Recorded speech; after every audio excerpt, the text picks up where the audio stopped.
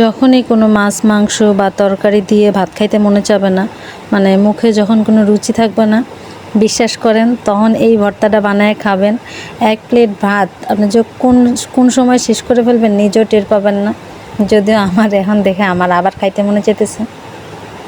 যাই হোক, তো এই ভর্তাটা খুব সহজে বানানো যায়, মানে খুবই মজায়। তো এই ধনিয়া পাতাগুলো আমি একটু সুন্দর করে ধুয়ে নিয়েছিলাম।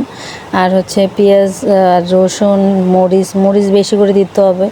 আমি বেশি করে কতগুলো মরিচ দিছি, কিন্তু মরিচে মনে হয় ঝাল ছিল না, এর জন্য বেশি ঝালও লাগে না। যাই হোক, আমি অনেকগুলো মরিচ দিয়েছিলাম।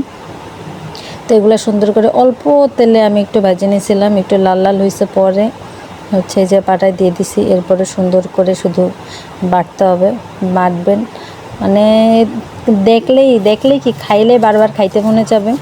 যে না খাইছেন সে অবশ্যই ট্রাই করবেন এই ভর্তাটা, আমার খুবই ভালো লাগছে। আর হচ্ছে আমার ধান্দা ছিল আমার এক পাতিল ভাত, এই ভাতগুলো শেষ করা লাগবে।